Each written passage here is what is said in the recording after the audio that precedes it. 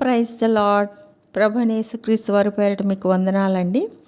నేను పరిశుద్ధ గ్రంథము నుండి కీర్తన గ్రంథం మీకు చదివి వినిపించాలని ఆశపడుచున్నాను. అయితే ముందుగా కీర్తన గ్రంథాన్ని ఏ విధంగా ఎన్ని భాగాలు అన్నదాన్ని నేను మీకు ఒకసారి వివరించాలని ఆశపడుచున్నానండి. కీర్తన గ్రంథాన్ని 5 భాగాలు చేశారు. ఈ 5 భాగాల్లో ప్రథమ స్కందము, ద్వితీయ స్కందము, తృతీయ స్కందము, చతుర్థ స్కందము, పంచమ స్కందాలు. ఈ 5 స్కందాలని ఏ విధంగా ఎక్కడి నుంచి ఏ అధ్యాయం వరకు స్కందం ఒక్కొక్కటి ఉన్నదో వివరిస్తానండి.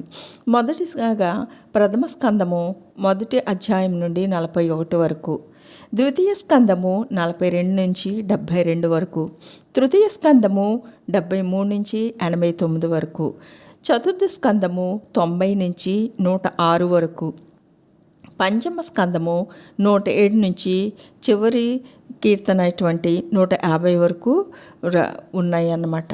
వీటిని నేను ఒక్కొక్కటిగా మీకు చదివి వినిపిస్తానండి. అది ప్రథమ స్కందము నుండి మొదటి అధ్యాయం నుండి నేను కీర్తన గ్రంథము మొదటి అధ్యాయం నుండి మీకు చదివి వినిపిస్తాను. దుష్టుల ఆలోచన నడువక, పాపుల మార్గమును నిలువక, అపహాసకులు కూర్చుండి చోటును కూర్చుండక, యెహోవా ధర్మశాస్త్రమునందు ఆనందించుచు దీవారాత్రము దానిని ధ్యానించువాడు ధన్యుడు. అతడు నీటి కాలువల ఓరన నాటబడినదై ఆకు వాడక తన కాలమందు ఫలమిచ్చు చెట్టు వలె నుండును. అతడు చేయనిదంతయు సఫలమగును. దుష్టులు అలాగునుండక గాలి చెదరగొట్టు పొట్టు వలె నుందురు. కాబట్టి న్యాయ విమర్శలో దుష్టులను, నీతిమంతుల సభలో పాపులను నిలువరు. నీతిమంతుల మార్గము యెహోవాకు తెలియను, దుష్టుల మార్గము నాశనముకు నడుపును.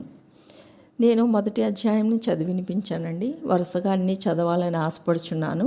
ఈ మొదటిసారిగా నేను ఈ వీడియోని మీకు వినిపించాను. మీ అందరి ఆశీస్సులతో, ప్రభువారి దీవెనలతో ఇది ముందుకు సాగాలని మీ అందరి నా కొరకు ప్రార్థన చేయండి. ఇట్లు మీ ప్రమీల.